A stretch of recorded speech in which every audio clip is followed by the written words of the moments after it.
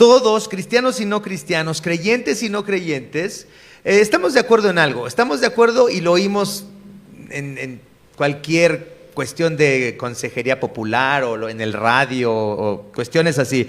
Estamos de acuerdo todos en que una persona que actúa mal, normalmente le tiene que ir mal. ¿Están de acuerdo? O sea, no tenemos que ser muy sabios, no tenemos que oír a gente sapientísima como Marta de Baile o algo así. No, o sea, eso lo oímos en cualquier parte, ¿no?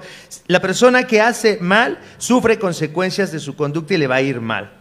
Pero tenemos que entender que los eruditos de Heidelberg no están hablando acerca solamente de esto, de que al que actúa mal le va mal, no está hablando del karma, están hablando de algo muy importante. Están señalando en esta pregunta y en esta respuesta que el pecado merece ser castigado. Es decir, no solamente sufrimos las consecuencias de nuestras malas acciones, pero Dios también castiga temporalmente, es decir, en esta vida, y también castiga eternamente. La doctrina del castigo temporal y del castigo eterno es algo que la gente no creyente odia. ¿Están de acuerdo? Eso es algo que la gente odia.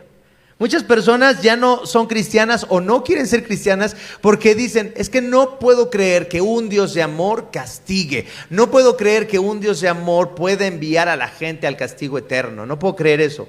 Y además, obviamente también lo odian porque entendemos como cristianos, vemos en la Biblia que por nuestra naturaleza pecaminosa, odiamos a Dios desde que nacemos. No queremos estar cerca de Dios. Queremos usar a Dios, queremos que Él nos bendiga, queremos que Dios nos dé lo que nosotros queremos, pero odiamos su presencia, no queremos vivir bajo su señorío y no queremos que Él nos diga, esto que estás haciendo está mal, y que además nos diga, y si no cambias tu actitud, entonces tienes un castigo. Nadie quiere eso, ¿están de acuerdo? Por eso mucha gente detesta el cristianismo. Dice, no puede, es incompatible la idea de un Dios de amor, del que hablan los cristianos, con un Dios que está enojado con nosotros y no queremos vivir con ese temor. No es justo que Dios castigue si es todo amor. Pero qué interesante, porque esas mismas personas que dicen que no es compatible un Dios de amor con un Dios que castigue la injusticia, son las mismas personas que si tienen que ir al hospital por alguna razón y que su seguro no les paga lo que dijeron que les iban a pagar, ¿qué es lo que van a clamar? ¿Qué es lo que van a pedir? Si chocaste, llamaste al del seguro y el del seguro dice, no, pues no le podemos pagar, o sus gastos médicos no los podemos pagar, esto no lo cubre el seguro de gastos, y tú pensabas que sí. ¿Qué haría una persona que dice, Dios no puede estar enojado si es un Dios de amor? Pero los seres humanos, si son tratados con injusticia, ¿qué es lo primero que exigen? ¿Qué es lo primero que exigen? Justicia. O sea, entonces nosotros sí podemos estar furiosos cuando alguien nos trata con injusticia, cuando alguien hace algo injusto, pero no creemos que Dios tiene el derecho para hacer justicia, para estar enojado por nuestro pecado. Y la primera forma en la que el pecado recibe su castigo, si vemos la narrativa bíblica, ¿cuál es la primera manifestación del castigo de Dios sobre el pecado? Pues que llegó con la rebelión de Adán y de Eva, llegó la enfermedad, relaciones quebrantadas, injusticia y muerte. Todas estas cosas son el resultado de la caída del ser humano, de su rebelión en contra de Dios.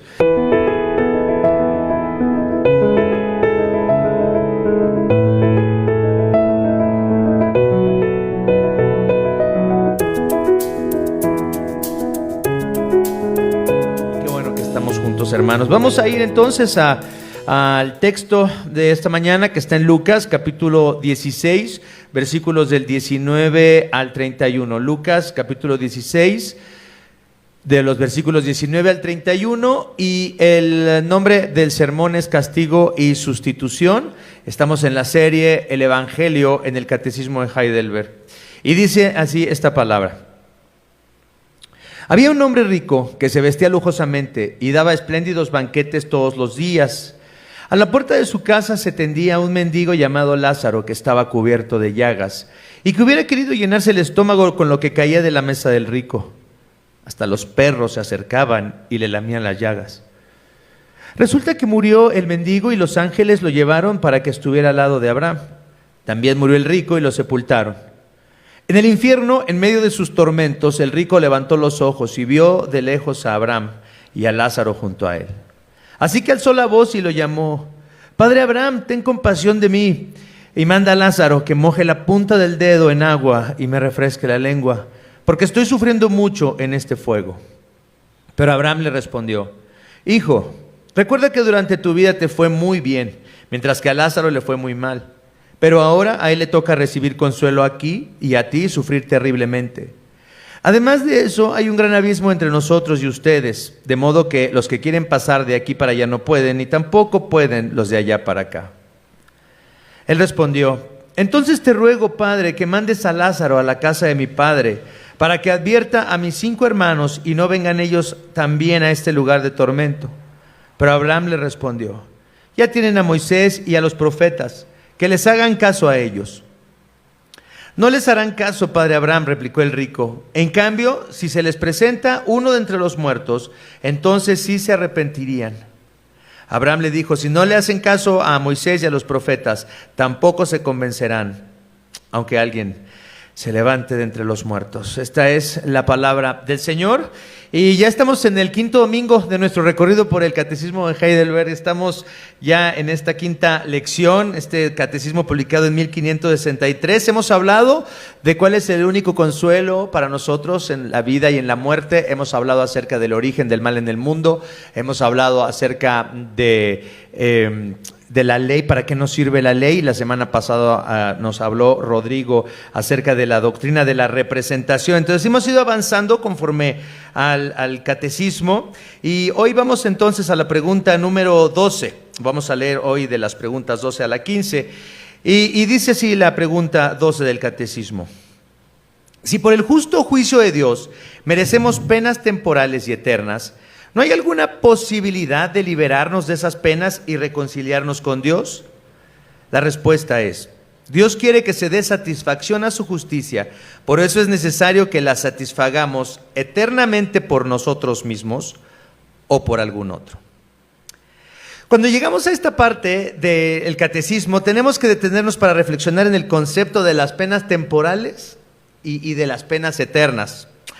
Todos, cristianos y no cristianos, creyentes y no creyentes, estamos de acuerdo en algo. Estamos de acuerdo, y lo oímos en cualquier cuestión de consejería popular o en el radio o cuestiones así.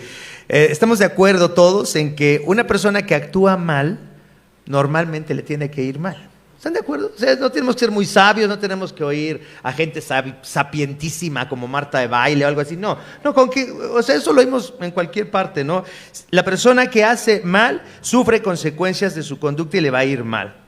Pero tenemos que entender que los eruditos de Heidelberg no están hablando acerca solamente de esto, de que al que actúa mal le va mal. No está hablando del karma, están hablando de algo muy importante. Están señalando en esta pregunta y en esta respuesta que el pecado merece ser castigado. Es decir, no solamente sufrimos las consecuencias de nuestras malas acciones, pero Dios también castiga temporalmente, es decir, en esta vida, y también castiga eternamente. La doctrina del castigo temporal y del castigo eterno es algo que la gente no creyente odia. ¿Están de acuerdo? Eso es algo que la gente odia. Muchas personas ya no son cristianas o no quieren ser cristianas porque dicen: es que no puedo creer que un Dios de amor castigue. No puedo creer que un Dios de amor pueda enviar a la gente al castigo eterno. No puedo creer eso. Y además, obviamente también lo odian porque entendemos como cristianos, vemos en la Biblia que por nuestra naturaleza pecaminosa odiamos a Dios desde que nacemos. No queremos estar cerca de Dios. Queremos usar a Dios, queremos que Él nos bendiga, queremos que Dios nos dé lo que nosotros queremos, pero odiamos su presencia, no queremos vivir bajo su señorío y no queremos que Él nos diga: esto que estás haciendo está mal, y que además nos diga: y si no cambias tu actitud, entonces tienes un castigo. Nadie quiere eso, ¿están de acuerdo? Por eso mucha gente detesta el cristianismo. Dice: no puede, es incompatible la idea de un Dios de amor, del que hablan los cristianos, con un Dios que está enojado con nosotros, y no queremos vivir con ese temor. No es justo que Dios castigue si es todo amor. Pero qué interesante, porque esas mismas personas que dicen que no es compatible un Dios de amor con un Dios que castigue la injusticia, son las mismas personas que si tienen que ir al hospital por alguna razón y que su seguro no les paga lo que dijeron que les iban a pagar, ¿qué es lo que van a clamar? ¿Qué es lo que van a pedir? Si chocaste, llamaste al del seguro y el del seguro dice, no, pues no lo podemos pagar, o sus gastos médicos no los podemos pagar, esto no lo cubre el seguro de gastos, y tú pensabas que sí. ¿Qué haría una persona que dice, Dios no puede estar enojado si es un Dios de amor? Pero los seres humanos, si son tratados con injusticia, ¿qué es lo primero que exigen? ¿Qué es lo primero que exigen? Justicia. O sea, entonces nosotros sí podemos estar furiosos cuando alguien nos trata con injusticia, cuando alguien hace algo injusto, pero no creemos que Dios tiene el derecho para hacer justicia, para estar enojado por nuestro pecado. Y la primera forma en la que el pecado recibe su castigo, si vemos la narrativa bíblica, ¿cuál es la primera manifestación del castigo de Dios sobre el pecado? Pues que llegó con la rebelión de Adán y de Eva, llegó la enfermedad, relaciones quebrantadas, injusticia y muerte. Todas estas cosas son el resultado de la caída del ser humano, de su rebelión en contra de Dios. Y en este pasaje vemos a un pobre, vemos a Lázaro. ¿Ya pusieron atención a Lázaro? Es muy interesante, los expertos, ahora que estaba estudiando esto, los expertos dicen, de todas las parábolas de Jesús, nadie tiene un nombre. En las parábolas de Jesús nadie tiene un nombre propio. Todos son personajes, es el buen samaritano, es el hombre que golpearon los ladrones, es el hijo pródigo, es el hijo mayor, es el padre, pero nadie tiene un nombre propio. Dicen los expertos, en la única parábola donde hay un nombre propio es en la parábola del rico y Lázaro. Y es algo muy, muy interesante esto. Y vemos cómo Lázaro, pues no solamente está hambriento, hablando de cómo el pecado trae como consecuencia, como castigo, enfermedad, relaciones rotas, injusticia y muerte. Y vemos a Lázaro como él representa esta condición humana y está ahí, está hambriento, pero también está enfermo. Aquí vemos el ejemplo de las penas temporales de las que habla el catecismo, diciendo que por el juicio de Dios merecemos estas penas por nuestro pecado. Lázaro era pobre y estaba enfermo, pero no se nos debe olvidar algo muy importante. Lázaro también era un pecador, como cualquiera de nosotros. A veces romantizamos la pobreza y el sufrimiento en el mundo y pensamos, la gente pobre, la gente necesitada, es tan linda, son tan buenas personas. Me acuerdo mucho que cuando estuvimos trabajando del 2007 al 2011, del 2004 al 2011 en Chiapas, veníamos con un grupo de una iglesia en Seattle. Durante 7 años trabajamos todos los veranos ahí, pasábamos un buen número de días allá con esa comunidad en Chiapas, y los hermanos de Estados Unidos tenían esta idea muy romántica de esta gente indígena en Chiapas. Son muy buenas personas, son tan lindos, son tan buenos, están tratados con tanta injusticia. Y bueno, a través de esos 7 años el Señor nos permitió ayudarles. Empezamos una escuela, pagábamos maestros que fueran a atender a esa comunidad, maestros bilingües que hablaran español y que hablaran tzotzil.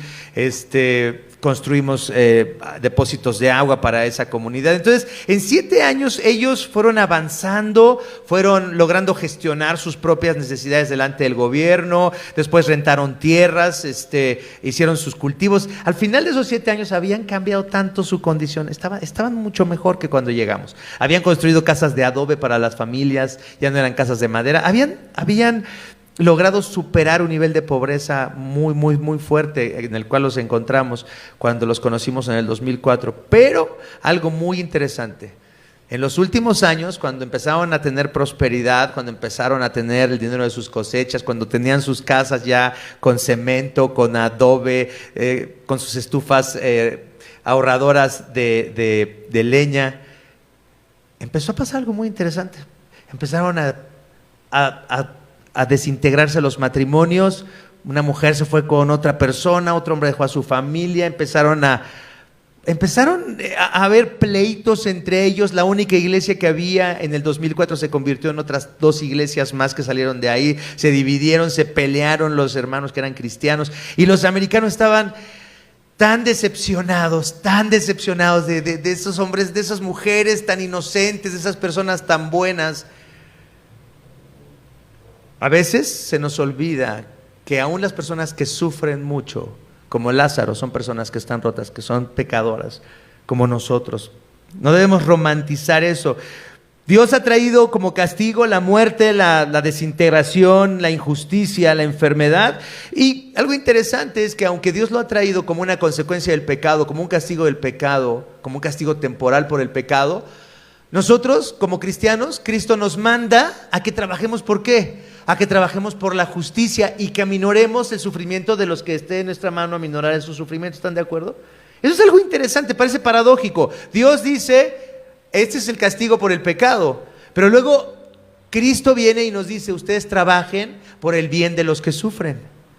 No es paradójico porque Cristo quiere que sirvamos a la gente que sufre como una señal de que el reino de Cristo ha venido a este mundo y entonces tenemos que trabajar por esto. Pero ni la pobreza ni el sufrimiento eximen a las personas del castigo que merecen. Ezequiel 18:4, ¿qué dice?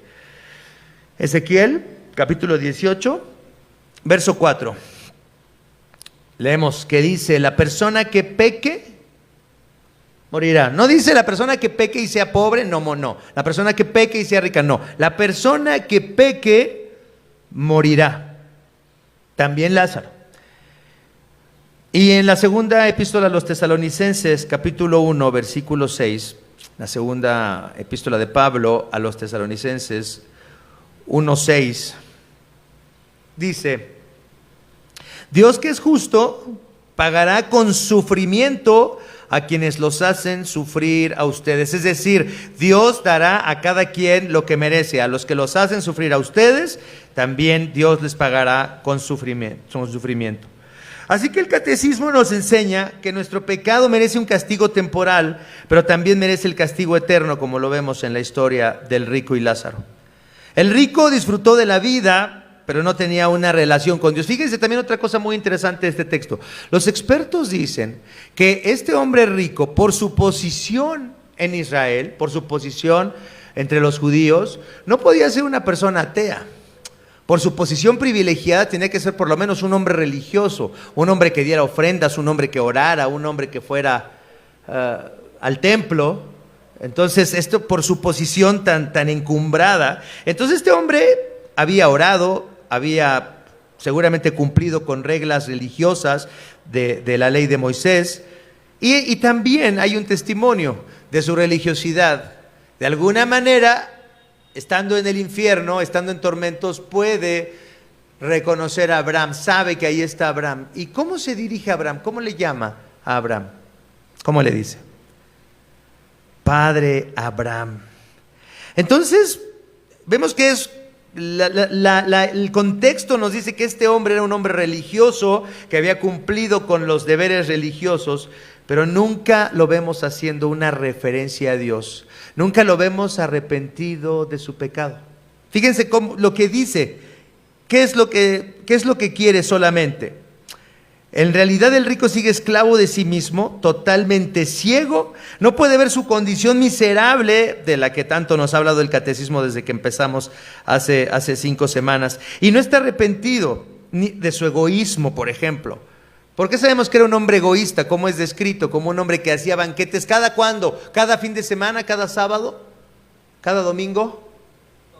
Todos los días hacía, ¿qué? Banquete con gran, ¿qué? Esplendidez. Todos los días, pero no tenía el tiempo ni el interés de compartir con el hambriento la abundancia que Dios le había dado. Era religioso, pero ni amaba a Dios ni lo temía. Y lo único que le importa en el infierno es que ya no quiere sufrir. Lo único que le importa es que se aminore la llama que lo está atormentando. Pero no está arrepentido. No le pide perdón a Dios, no dice, Dios, perdóname, fui un pecador, soy una persona malvada. No, dice, manden a Lázaro, porque Lázaro pues es una persona inferior a él, ¿no? No le dice, Padre Abraham, ven y tú moja con tu dedo mi lengua. Dice, manden al sirviente, manden al criado, manden al pobre, manden a Lázaro no es nadie, ¿no? Mándenlo. Sin una relación con Dios y sin arrepentimiento ni conciencia por el pecado, solo se puede recibir el infierno, que no es otra cosa que estar fuera de la presencia de Dios y no tener ninguno de los beneficios del amor de Dios. ¿Se dan cuenta? Este hombre rico, sin una relación con Dios, pero en la tierra, tenía muchas cosas para aminorar su dolor, el dolor humano que sentimos todos por el pecado. Tenía su riqueza, tenía comida, tenía tal vez diversiones, no sabemos, todos los placeres que aminoraban el dolor que experimentamos los seres humanos por nuestra condición caída. Pero en el infierno no está ni la presencia de Dios, ni las cosas buenas que Dios nos da en esta vida para aminorar el dolor del pecado. El castigo eterno entonces en realidad es la manifestación de la justicia de Dios que da a cada quien lo que merece y al mismo tiempo es la manifestación del amor de Dios que, fíjense, pongan mucha atención, que venga las injusticias cometidas contra los que Él ama. Entonces, por un lado, el infierno, el castigo eterno es la manifestación de la justicia de Dios que da a cada quien lo que merece. Abraham muy tranquilamente le dice al rico, hijo, a Lázaro le fue muy mal en su vida y ahora es consolado. Y a ti te fue muy bien en la vida y ahora estás recibiendo, ahora te toca sufrir. No es porque el que sufre le toca ya no sufrir y al que no sufre le toca sufrir. No está hablando de eso. Realmente está siendo castigado porque también Dios está vengando la injusticia cometida contra alguien que Él ama, contra Lázaro.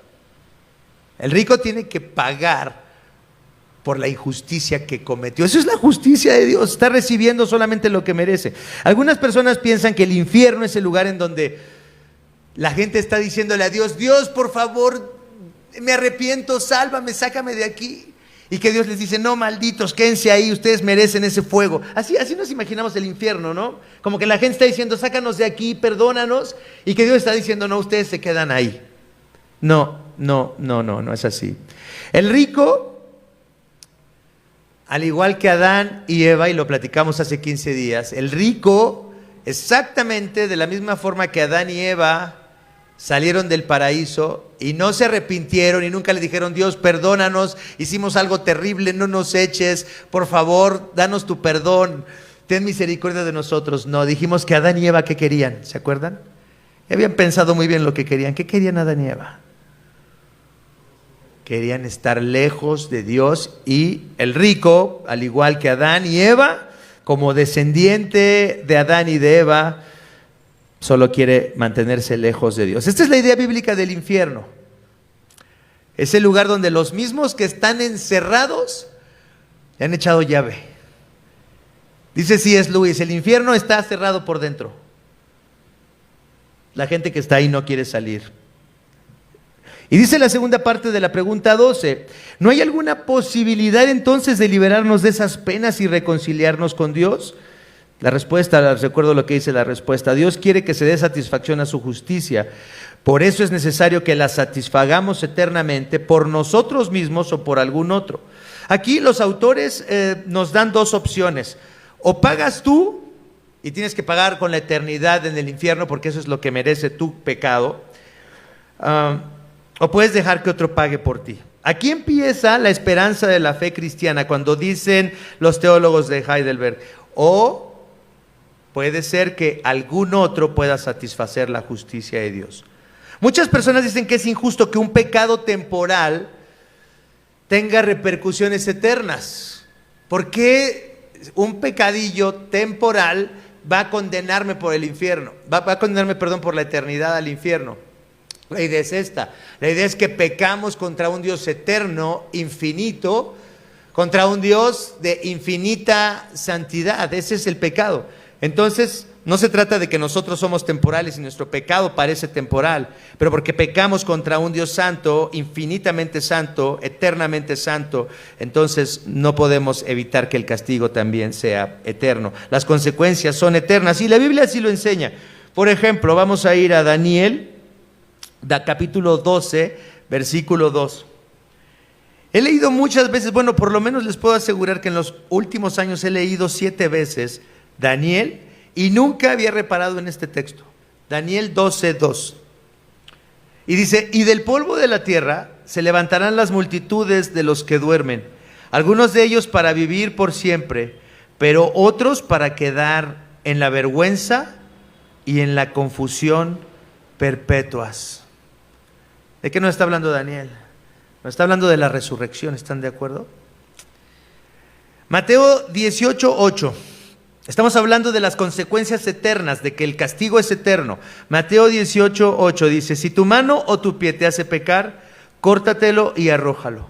Más te vale entrar en la vida manco o cojo que ser arrojado al fuego eterno con tus 2 manos y tus 2 pies. No saben, esta semana cómo he utilizado este texto que también había leído muchas veces, este de Mateo 18:8, pues sí, lo recuerdo mucho, pero no había meditado tanto en él, y no saben cuánto ánimo me ha dado este Mateo 18:8 para luchar con el pecado esta semana. De verdad, me ha animado mucho. Más te vale entrar en la vida manco o cojo que ser arrojado al fuego eterno con tus 2 manos y tus 2 pies. Nunca pensé que este texto me iba a dar ánimo para luchar con el pecado, pero me ha dado mucho ánimo esta semana este texto, decir, sí, esto vale la pena, sentir como que te cortas la mano o un pie, dice, para agradar a Dios, que tener todo lo que quieres y estar perdido. Y finalmente, 2 de Tesalonicenses 1:9, fíjense lo que dice. 2 de Tesalonicenses 1:9, hablando de que la condenación y del castigo es eterno. Dice, ellos sufrirán el castigo de la destrucción eterna, lejos de la presencia del Señor y de la majestad de su poder. El castigo por el pecado es algo sumamente grave, es algo que nos debe atemorizar, porque fíjense, si cuando en esta vida te llegas a sentir profundamente miserable, desesperado o deprimido, no sé si ustedes han experimentado un momento de su vida en el que sienten realmente miserables, desesperados o deprimidos. ¿Han sentido algún momento algo así en su vida? De pronto, en algún momento. No se rían. De verdad, si cuando nos sentimos así, desesperados, deprimidos, miserables totalmente, y sabemos que es algo temporal, y encontramos reposo en Cristo, imagínate lo que es vivir en una desesperación, en una desesperanza, en un sentido miserable, en una depresión eterna que no puede ser calmada con nada. Yo no sé si alguien se ha imaginado vivir así. En un momento en el que te sientes totalmente miserable, desesperado y que digas, imagínate que tuviera que experimentar esto por toda la eternidad sin ninguna esperanza de poder parar ese sentimiento. Algunas personas dicen, más bien dice Tim Keller, que algunas personas le dicen, oiga, ¿y eso del fuego y el infierno? ¿Usted qué piensa de eso? Y dice Tim Keller, no, dice, yo sinceramente pienso que eso del fuego es una alegoría. Y dice que la gente dice, qué bueno. Y dice, Tim Keller dice, pero es una alegoría de algo que es peor, hay algo peor, es algo peor que el fuego. O sea, no hagan, porque realmente el infierno es algo peor que el fuego. Imagínate la desesperación por la eternidad. Y además, que no quieras que Dios te salve.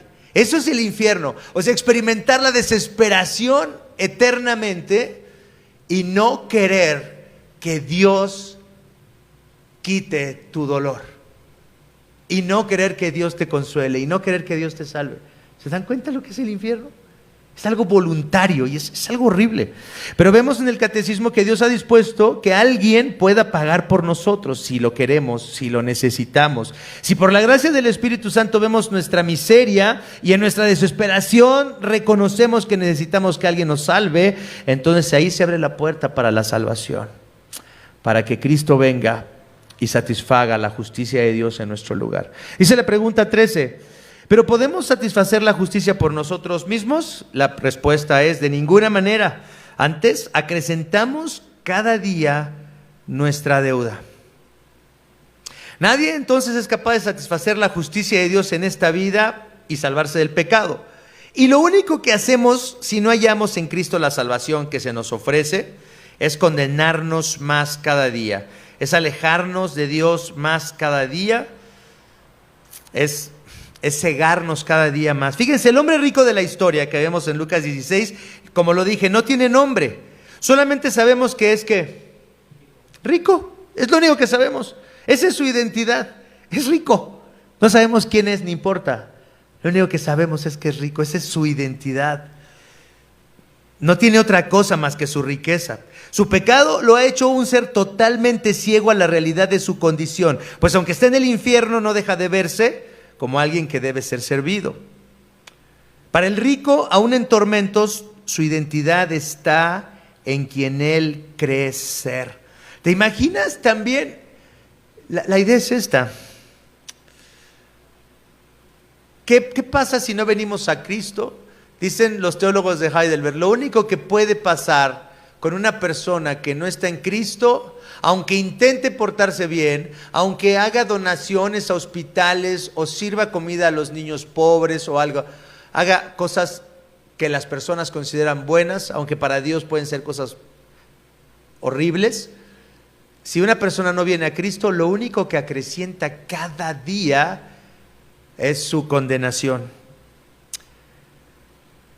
Si rechazamos la gracia que se nos ofrece en Cristo, entonces no se puede esperar nada sino el juicio de Dios, como el rico de la historia, que acrecentó cada día su condenación. Con cada día que celebraba banquete y con cada día que se le olvidaba compartirlo con el pobre que estaba a su puerta, acrecentaba su condenación. Hebreos capítulo 10, versículo 27, fíjense lo que dice. Hebreos 10, 27. Solo que, hablando de los que pecan así ya abiertamente y que dicen, ya no me voy a arrepentir, yo voy a seguir haciendo lo malo. Solo queda, dice, para ellos una terrible expectativa de juicio, el fuego ardiente que ha de devorar a los enemigos de Dios. Job 15, 14 y 15, en el libro de Job 15, 14 y 15, uno de los discursos de uno de los amigos de Job dice esto: ¿qué es el hombre para creerse puro y el nacido de mujer para alegar inocencia? Si Dios no confía ni en sus santos siervos y ni siquiera considera puros los cielos.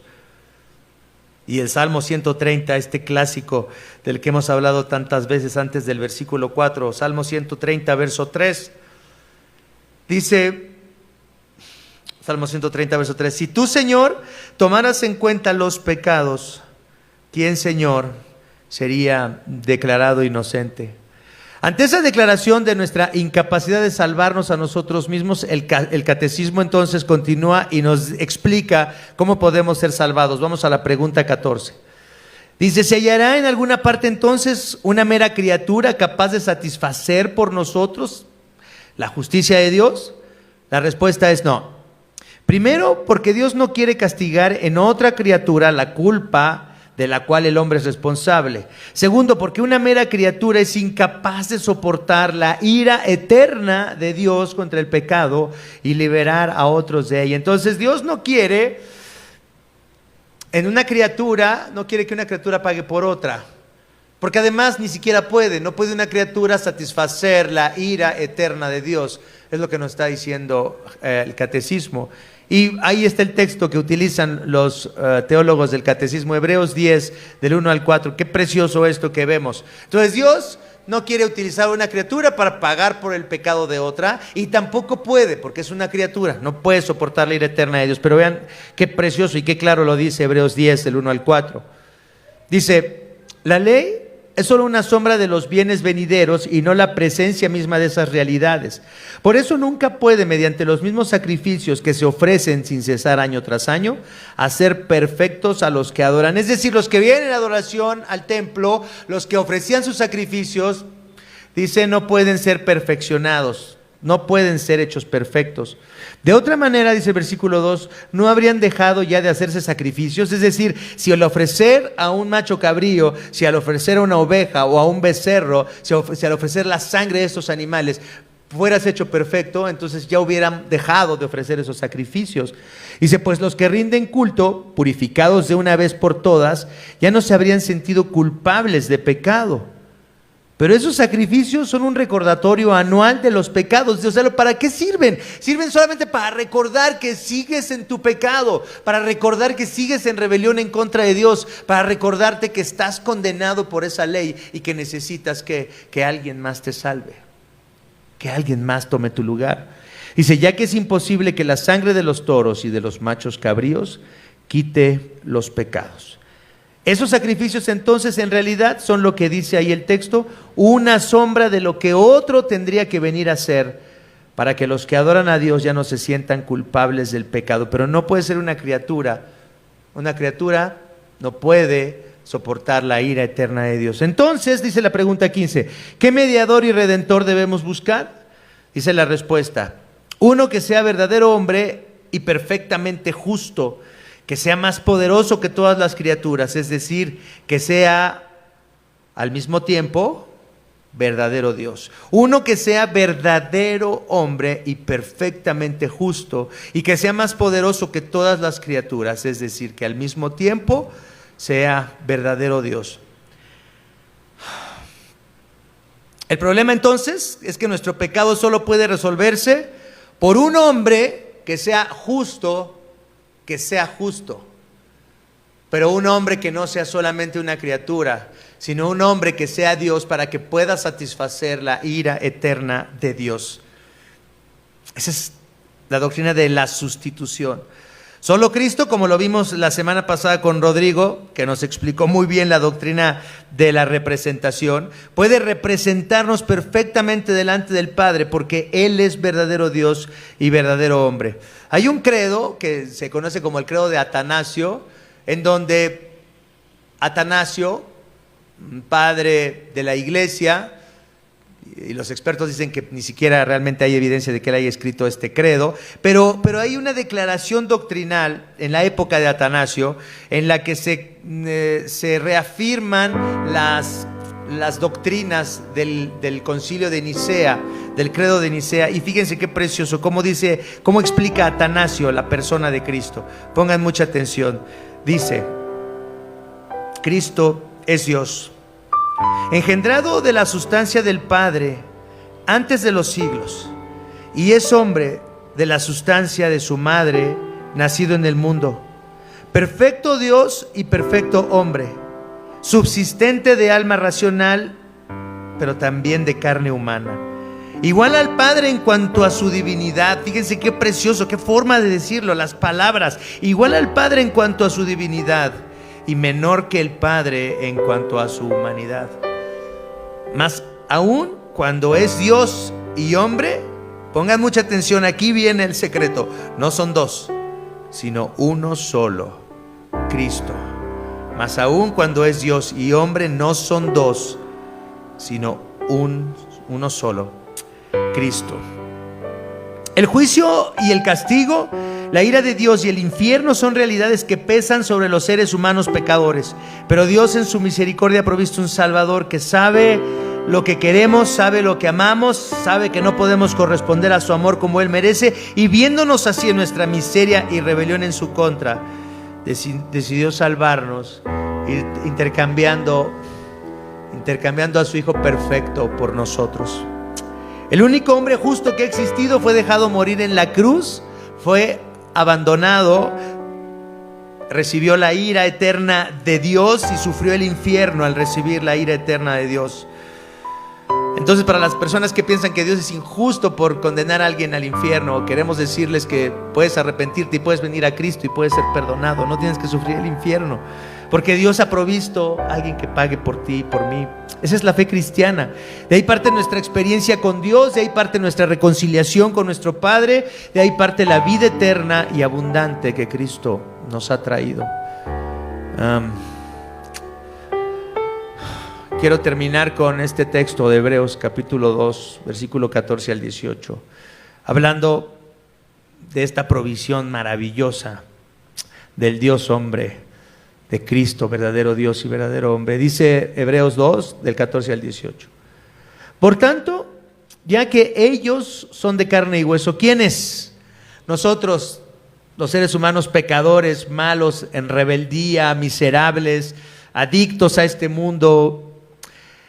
sin amar a Dios y sin amar a nuestro prójimo, ya que ellos son de carne y hueso, Él, Cristo, también compartió esa naturaleza humana para anular mediante la muerte al que tiene el dominio de la muerte. Entonces ahí está el autor de la Epístola de los Hebreos recordándonos que Cristo tomó carne, tenía que ser humano para asemejarse a nosotros y cumplir como ser humano la ley perfecta de Dios.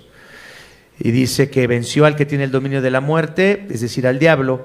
Y dice, y entonces librar a todos los que por temor a la muerte estaban sometidos a esclavitud durante toda la vida. Es decir, sin un Salvador, pues estábamos esclavizados esperando solamente la muerte. Y dice, pues ciertamente no vino en auxilio de los ángeles. Cristo no vino a ayudar a los ángeles, sino ¿quién? ¿A quiénes? A los descendientes de Abraham, a nosotros que creemos en Cristo como aquella simiente en la cual serían benditas todas las naciones de la tierra. Por eso era preciso que en todo Cristo se asemejara a sus hermanos para ser un sumo sacerdote fiel y misericordioso al servicio de Dios, a fin de expiar los pecados del pueblo. Por haber sufrido él mismo la tentación, puede socorrer a los que son tentados. Quiero decirte en esta mañana algo que tienes que poner mucha atención. Si tú crees que tu pecado le sorprende a Dios, le sorprende a Cristo, estás equivocado. Si tú crees que Él no se identifica contigo en lo más horrible de tu pecado, si tú crees que a Él le asustan tus pecados, si tú crees que Él se sorprende de lo pecador que puede ser, quiero decirte que no. Él vino y se hizo semejante a ti y tiene misericordia. Tiene lástima de nosotros, de que estemos tan rotos, de que seamos tan malvados, de que estemos tan corrompidos. Pero tiene misericordia y dice, y es un sumo sacerdote fiel. O sea, Él quiere estar entre ti y entre Dios, intercediendo entre Dios y tú, haciendo una obra mediadora entre tu pecado, tu miseria, tu maldad, tu rebelión, y sabiendo cómo eres, dice, yo quiero perdonarte, yo quiero salvarte, yo te amo aunque seas así. ¿Puedes creer esto esta mañana? ¿Pueden creer ustedes esto esta mañana? Que Dios los ama de esa manera. Cristo puede salvarnos hoy. Vendremos a Él y buscaremos solo en Él el consuelo para nuestras almas. Vamos a orar. Padre Santo, Padre amoroso, estamos maravillados de que mereciendo el castigo temporal, la enfermedad, las relaciones rotas, la injusticia y la muerte, también reconocemos que merecemos el castigo eterno. Realmente merecíamos que nos abandonaras a nuestra propia maldad. Pero Señor, nos diste un Salvador precioso, que tiene misericordia de nosotros, que se apiada de nosotros, que nos ve y se duele de vernos como somos. Pero que no solamente se dolió, sino que Él fue al infierno por nosotros. Nos sustituyó en el infierno, lo dejaste ahí por nosotros. Estamos muy agradecidos hoy de que nos des esa salvación. Padre, que hallemos hoy otra vez el consuelo para nuestras almas en Cristo y solamente en Él. Oramos en ese nombre precioso, en ese nombre poderoso. Amén. Amén, amén.